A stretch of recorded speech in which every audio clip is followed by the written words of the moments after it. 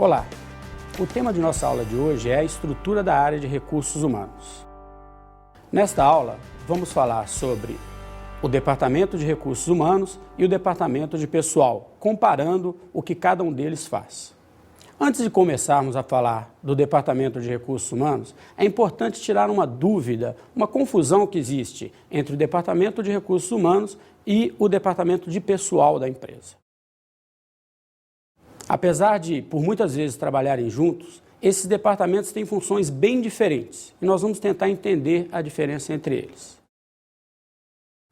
O departamento de pessoal é responsável pela parte mais burocrática da relação entre o empregado e a empresa.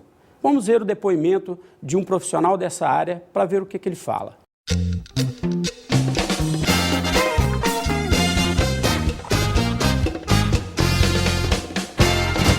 As atividades que o Departamento de Pessoal realiza são contratação e desligamento de pessoas, gestão dos benefícios, afastamentos, férias e gestão dessas informações no que diz respeito à permanência desse funcionário dentro da organização.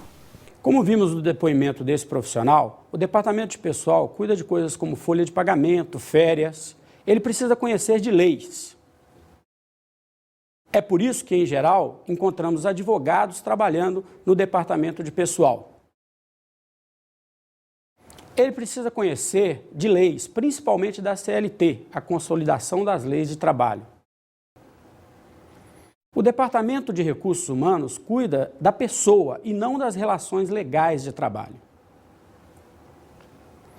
Agora vamos tentar organizar um pouco o que esse profissional nos disse.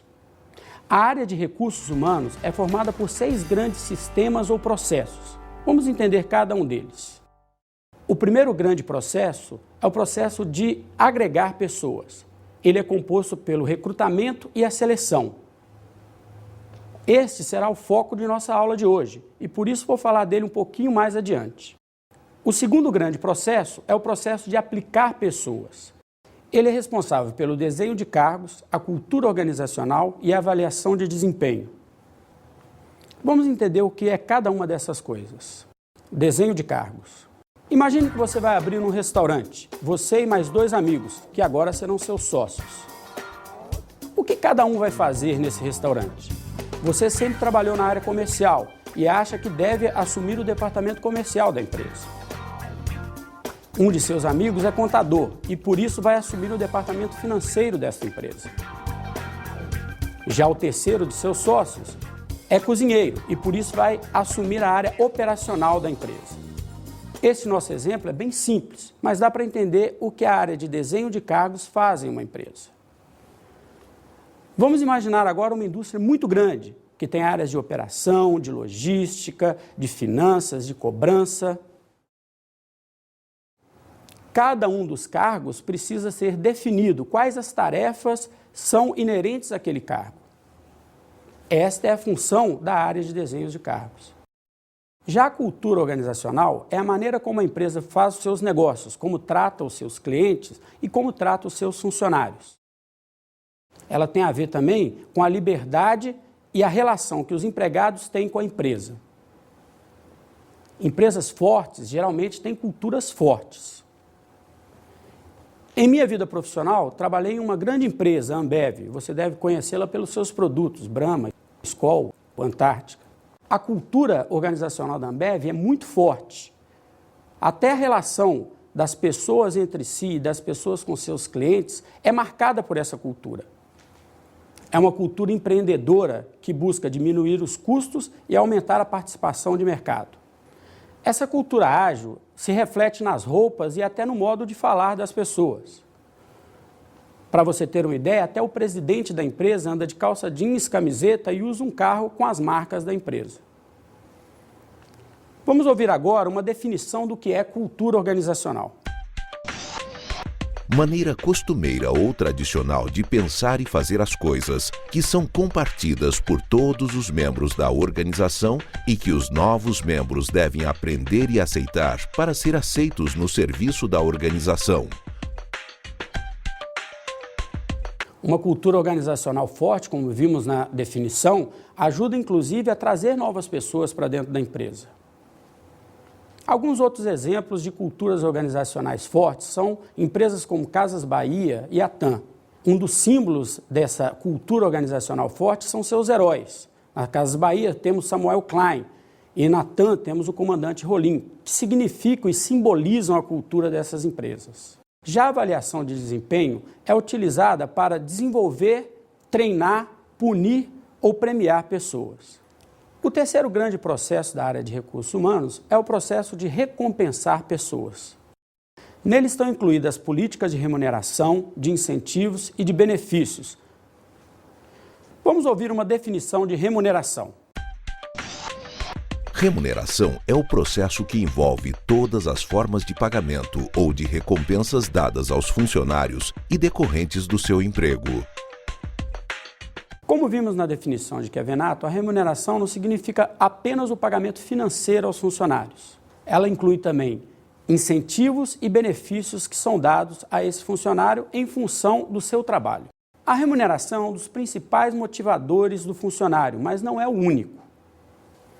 A remuneração é formada tanto por itens financeiros, como salários e prêmios, quanto por itens não financeiros, como reconhecimento profissional e a possibilidade de crescimento. O profissional dessa área precisa entender o que motiva cada um dos funcionários para desenvolver processos que os motivem a continuar a trabalhar. Existem várias teorias da motivação humana. A mais conhecida delas é a teoria de Maslow. Vamos conhecer um pouco dessa teoria. Para Maslow, o ser humano tem diversas necessidades e cada uma delas precisa ser atendida, e isso nos motiva. O primeiro grande grupo de necessidades, segundo Maslow, são as necessidades fisiológicas, como comer e dormir. Se imaginarmos um bebê, ele só tem necessidades fisiológicas, ele come e dorme. O segundo grupo de necessidades são as necessidades de segurança. Este bebê, agora, além de comer e dormir, quer também sentir a segurança do colo da mãe. Se imaginarmos um adulto que estivesse desempregado, morando na rua e só atendesse suas necessidades de comer e dormir, se ele agora arruma um emprego, ele também quer ter a necessidade atendida de segurança, de ter um lugar para morar. O terceiro grupo de necessidades são as necessidades de amor e pertencimento. Imagine esse bebê crescendo, ele agora tem amigos e ele quer participar do grupo de amigos, ele quer ser reconhecido por esse grupo de amigos. E aquele adulto que arrumou um emprego, ele agora também não quer só ter a segurança de morar e do seu trabalho, ele quer participar do grupo de amigos do trabalho, ele quer jogar futebol junto com as pessoas, ele quer conhecer as pessoas. Outro grupo de necessidades são as necessidades de autoestima. Aquela criança, quando cresce, vira adolescente, ela quer ser gostada pelo grupo, ela quer se destacar no grupo. Ela começa também a se preocupar em buscar uma carreira. Já aquele profissional, que agora já faz parte do grupo, quer se destacar, quer ser líder nesse grupo, quer ser reconhecido pelos seus resultados. Na pirâmide de Maslow, o último grande grupo de necessidades é a necessidade de autorrealização. É quando o profissional busca fazer aquilo que ele realmente gosta, aquilo que o completa. Vamos ouvir um pouco sobre fatores financeiros e não financeiros que motivam os funcionários. São vários os fatores financeiros e não financeiros que ajudam a motivar o colaborador. Vale ressaltar que muitas vezes um benefício não financeiro tem um peso significativo. Um exemplo clássico deste tipo de situação é quando ouvimos a frase "me sinto valorizado no trabalho, sou reconhecido". Muitas pessoas mudam de empresa, mesmo que para ganhar menos, mas buscando mais motivação. Elas buscam, às vezes, uma empresa na qual são mais reconhecidas e têm oportunidade de somar ao resultado da empresa. O quarto grande processo da área de recursos humanos é o processo de desenvolver pessoas. Ele é responsável pelo treinamento e o desenvolvimento dos funcionários e está intimamente ligado à estratégia da empresa. A estratégia tem a ver com as competências que essa empresa tem. Podemos definir competência como saber agir de forma consciente e responsável. A competência é formada por vários aspectos, como o conhecimento, a habilidade e a atitude. Costumamos usar uma pequena brincadeira, dizemos que ter competência é tomar chá. Ou seja, é ter conhecimento, saber, habilidade, saber fazer e atitude, querer fazer. Vamos ver uma pequena situação sobre competência. Eu queria uma xícara de chá para me aquecer, mas não sei como fazer. Basta você aquecer a água a cerca de 90 graus centígrados, colocar uma certa quantidade de ervas aromáticas, esperar que elas exalem seu aroma característico e coar a infusão. Então você sabe fazer chá? Sei na teoria, não na prática. Eu sei fazer chá, só não estou com vontade de fazer agora. Se juntarmos o seu conhecimento com a sua habilidade e com a minha vontade de fazer, conseguiremos tomar uma boa xícara de chá. É isso mesmo que vimos nesse pequeno quadro. Competência é somar saber com saber fazer, com querer fazer. Nas empresas, às vezes conhecemos pessoas que têm todo o conhecimento do mundo, mas não querem fazer, não fazem questão. Por outro lado, temos pessoas que têm toda a vontade do mundo, mas não sabem como fazer. Nenhuma dessas duas pessoas é realmente competente, porque elas não conseguem atingir o objetivo. Somente somando saber com saber fazer, com querer fazer, somos realmente competentes. O quinto grande processo da área de recursos humanos é o processo de manter pessoas. Ele está ligado aos aspectos disciplinares, de saúde e de qualidade de vida no trabalho. Quando falamos de motivação, falamos muito das premiações, salários, incentivos, mas a motivação passa também pela disciplina. Em minha vida profissional, trabalhei sempre com grandes equipes de vendedores e aprendi que, se a disciplina não for mantida, a motivação acaba. Se uma pessoa não é punida quando comete algum erro, todos os outros entendem que também podem cometer aquele erro e não serão punidos. Essa situação vai se agravando e chega a um ponto que ninguém mais respeita nem a outra pessoa, nem as normas da empresa. Motivação passa tanto pela premiação quanto pela manutenção da disciplina. Na verdade, disciplina e motivação andam de mãos dadas. Renato Russo tem uma frase ótima sobre isso. Disciplina é liberdade. O profissional que é disciplinado não precisa ser vigiado. Ele tem liberdade para agir, ele tem liberdade para dar ideias. Já aquele profissional que não tem disciplina precisa ser constantemente vigiado, precisa ser constantemente cobrado. Ele não tem tanta liberdade quanto aquele outro profissional que é disciplinado.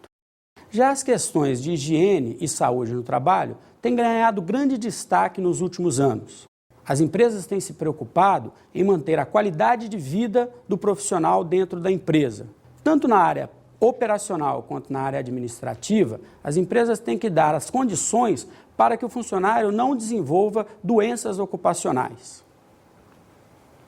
Outros fatores também ajudam a empresa a manter os seus funcionários. Um desses fatores é a participação dos funcionários nas decisões.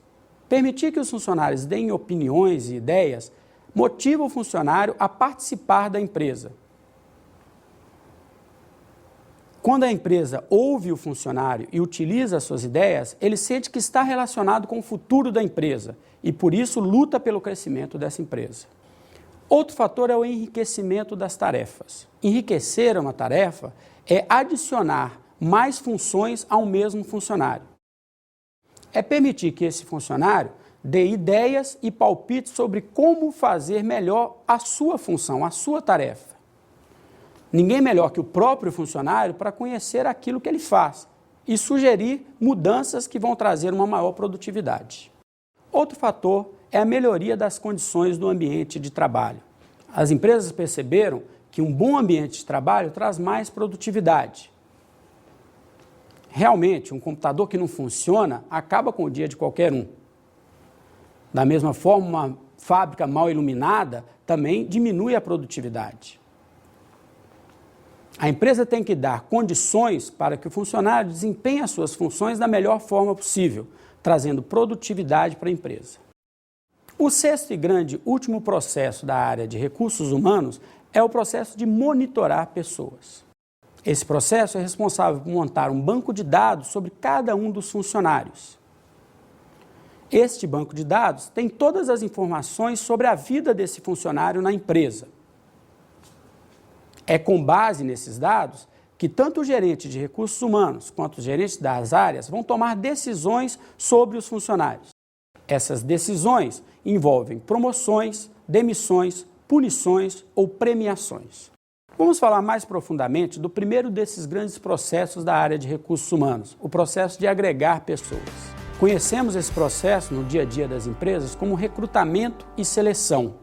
Durante minha vida profissional, fiz muito recrutamento e seleção não como profissional da área de recursos humanos. Na verdade, trabalhava na área comercial das empresas, mas recrutava vendedores e entregadores. O processo de recrutamento e de seleção, porém, é tão interessante, é tão empolgante, que acabei me aprofundando no tema.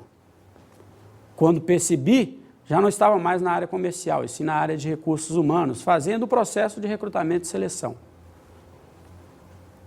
Conhecer candidatos cheios de sonhos, cheios de dúvidas, cheios de vontade de trabalhar, é algo realmente interessante.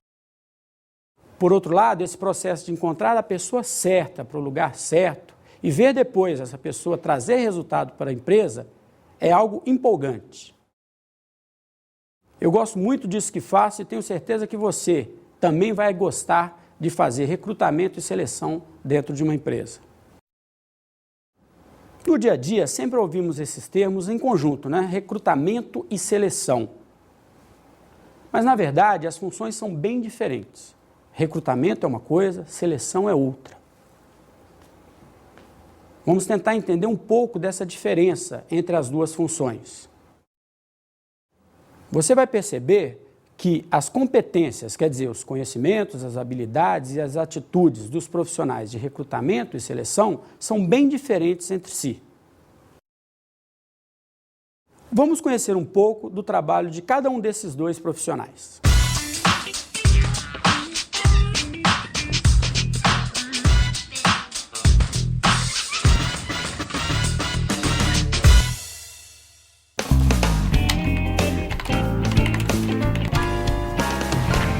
Com licença. Oi. Ó, eu recebi da diretoria autorização para substituição do atual diretor financeiro. O problema é que ninguém sabe que ele vai ser substituído. Ah, pode ficar tranquilo, eu não vou comentar nada. Eu recebi da área de produção uma solicitação para uma vaga de auxiliar de produção. Nós podemos divulgar as oportunidades no mesmo anúncio e também nos jornais da empresa. Não. Não faça isso, por favor, que a vaga é sigilosa. Ai, desculpa, eu nem pensei nisso. Então como nós vamos fazer? Olha, nesse caso, nós vamos ter que tratar as duas vagas de forma diferente. Essa da área de produção você pode anunciar no jornal e nos murais da empresa. Ok. Eu pensei também em anunciar no jornal do bairro. O que você acha? No bairro é ótimo, porque assim você vai atrair candidatos que moram perto da indústria. Uma boa ideia. E a vaga de diretor? Eu acho que nós vamos usar o processo de Headhunter. Eles vão fazer todo o processo de pré-seleção. Headhunter? Eles são profissionais que têm um banco de candidatos com os perfis mais variados. Toda vez que a gente precisa de algum perfil mais específico, nós contactamos esses caçadores de cabeças. Eles fazem toda a pré-seleção e só nos mandam os perfis mais desejados. Entendi. Então, vamos trabalhar.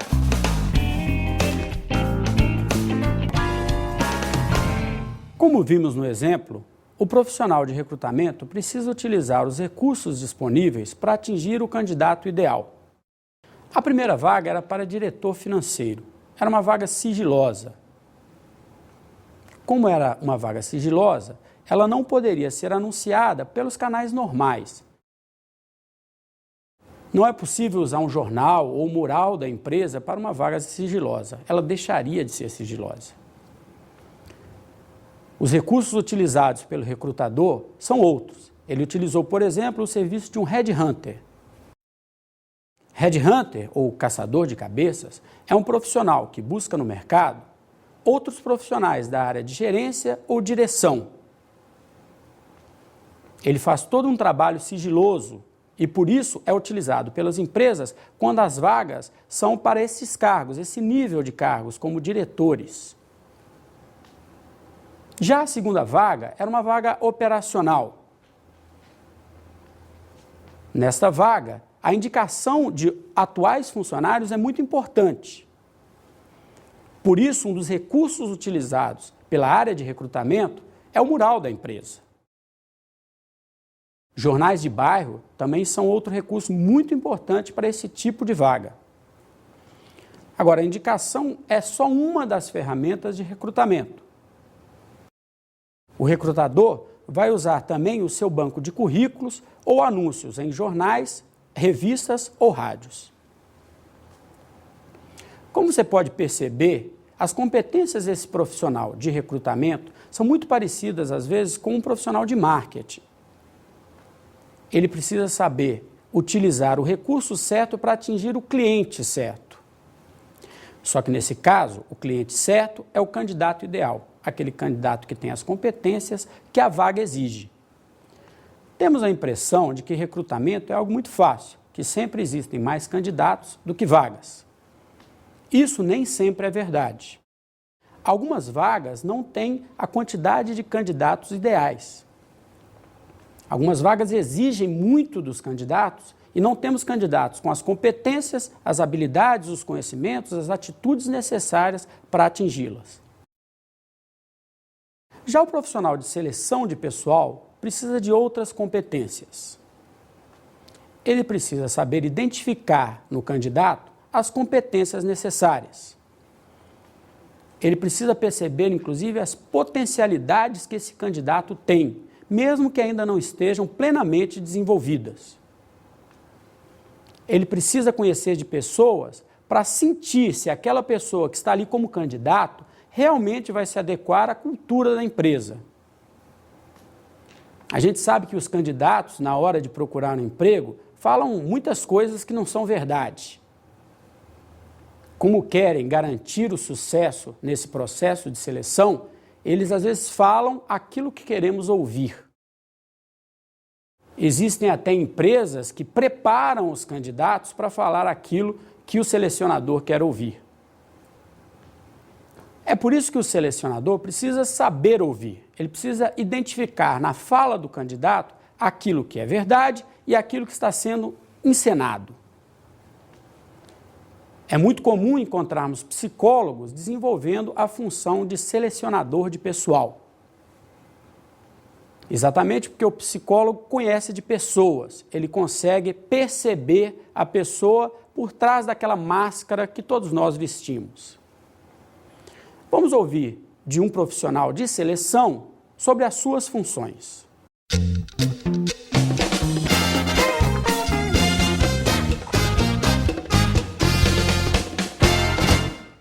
A área de RH mudou muito nos últimos anos, né? Desde a década de 70, por exemplo, onde as empresas elas focavam mais a produtividade, por exemplo, houve uma evolução tanto do modelo das empresas quanto das áreas de recursos humanos. Então, o que a gente percebe é que o selecionador hoje ele está muito mais olhando para o negócio da empresa, assim como toda a área de recursos humanos o está, ele olha muito mais para o negócio que a empresa está focada.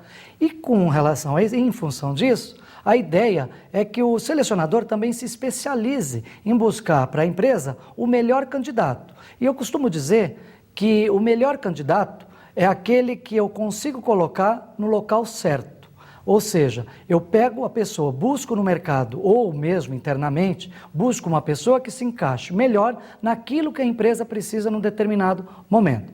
Então, o selecionador hoje tem que ter muito mais essa habilidade de conversar com o negócio da empresa e focar extremamente, no extremo aí, ele focar no extremo, o que a empresa realmente está necessitando naquele momento. Então, o que ele busca no candidato, ele vai sempre olhar e vai buscar quais são as competências que esse candidato tem e que competências que a empresa precisa de ter no quadro de funcionários dela. O selecionador precisa conhecer um pouco de cada um dos processos da área de recursos humanos para fazer uma boa seleção, uma seleção adequada. Ele precisa entender do desenho de cargos, porque no desenho de cargos estão as funções e as tarefas de cada um dos funcionários.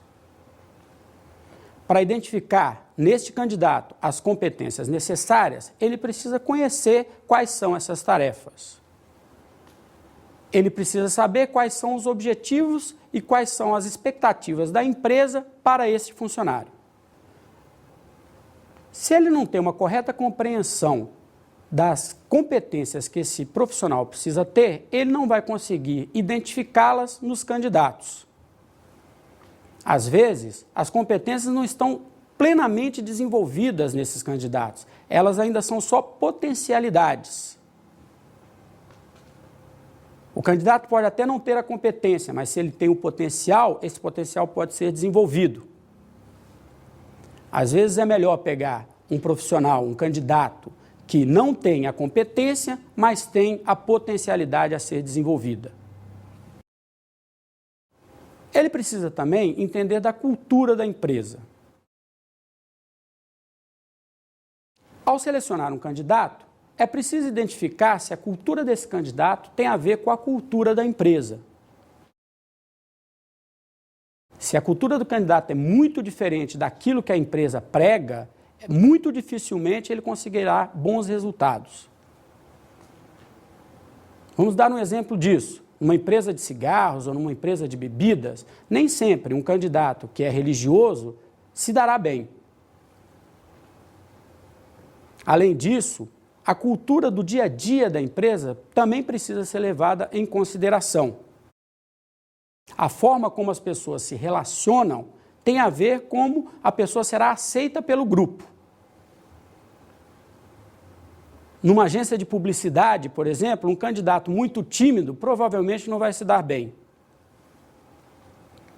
Já numa instituição séria, como um banco ou uma banca de advogados, alguém muito brincalhão vai acabar tendo problemas. O processo de seleção é a primeira avaliação de desempenho pelo qual o novo funcionário passará. Nesse processo de avaliação de desempenho, o selecionador já conseguirá identificar quais são os treinamentos e desenvolvimentos necessários para adequar este novo funcionário ao seu cargo. Esse processo de avaliação de desempenho continuará por todos os outros processos da área de recursos humanos. É importante que o selecionador conheça esse processo de avaliação. Entender o que motiva esse candidato também é muito importante. O selecionador precisa identificar em qual patamar da pirâmide esse candidato está. Se ele busca atender suas necessidades fisiológicas ou de segurança, se ele busca atender às suas necessidades de amor, de autoestima ou de autorrealização. Dependendo do patamar no qual esse candidato se coloca, o selecionador irá perceber se o processo de remuneração da empresa vai atender a essas necessidades. Às vezes, o candidato, por estar desempregado durante um período, aceita qualquer proposta. Mas logo depois, ele na verdade está buscando uma necessidade de autoestima ou de autorrealização. E aquela proposta que parecia tão interessante há 2 meses atrás, deixa de ser interessante. Por isso, o selecionador precisa analisar a fundo se aquela necessidade está sendo atendida pelos processos de remuneração, incentivo e benefícios da empresa. O selecionador precisa também conhecer os programas de treinamento e desenvolvimento que a empresa possui. Ao escolher um candidato, ele vai perceber se esse candidato precisa passar por algum processo de treinamento ou desenvolvimento para atender às necessidades daquele cargo. Ele precisa conhecer se existe algum processo de integração desse funcionário, de socialização desse funcionário ao seu cargo e à empresa. Ele pode também já sugerir à área de treinamento e desenvolvimento aqueles treinamentos que ele considere necessários para que esse candidato possa atender às suas necessidades. Recrutamento e seleção ocorrem em conjunto na empresa. Recrutador e selecionador precisam conhecer o que cada um deles está fazendo. O selecionador irá passar para o recrutador as suas necessidades, as competências que são necessárias para aquele cargo. E o recrutador vai utilizar os recursos necessários para atrair os candidatos ideais. Nessa aula, vimos como se estrutura a área de recursos humanos de uma empresa. Vimos também um pouco mais profundamente as funções de recrutamento e seleção, que faz parte do primeiro grande processo da área de recursos humanos, o processo de agregar pessoas. Vamos ver agora as nossas dicas de estudo.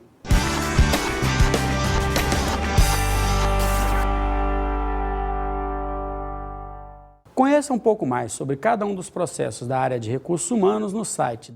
Lá você vai encontrar casos e exemplos de cada um dos processos.